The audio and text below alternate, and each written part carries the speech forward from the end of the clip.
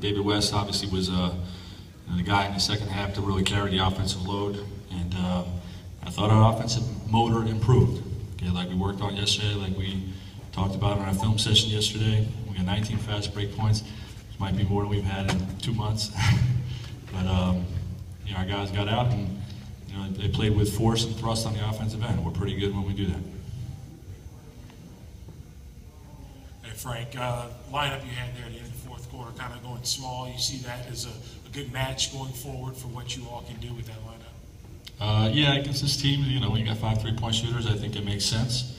It makes me a little worried about the rim protection. We used to have Jan or Roy out there, but what you got is 2 major league competitors, Luis Scola and David West. So, like I said, you just got to do what you got to do to pull out a win.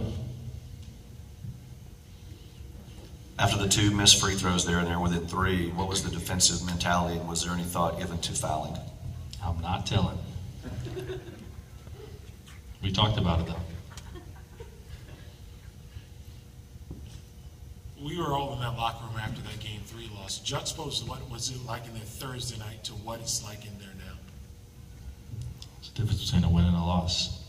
Playoff wins and playoff losses are, there's great elation when you win and there's great disappointment when you lose. So obviously a big difference.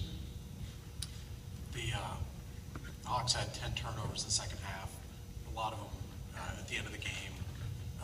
How much do you credit your defense for helping to force them?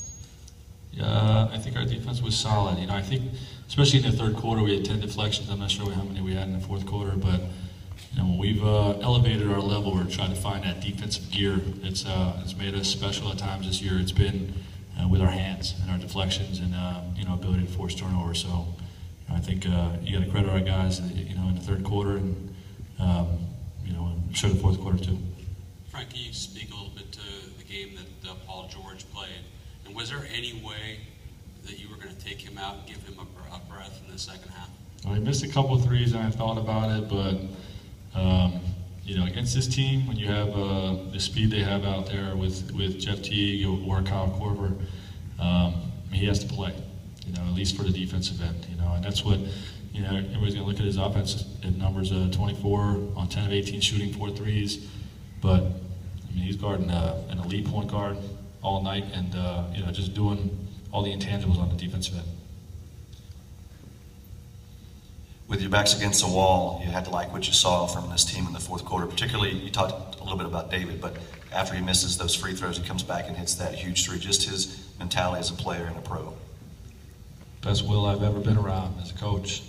He just has he has that whatever it's called inside to to find a way to win.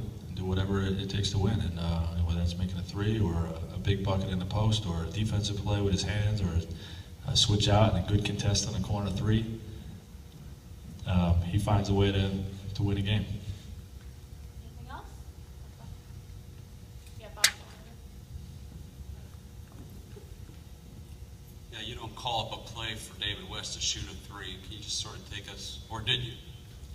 It was a 2-man game with he and Paul. And they overplayed Paul, and he just stepped back and shot it.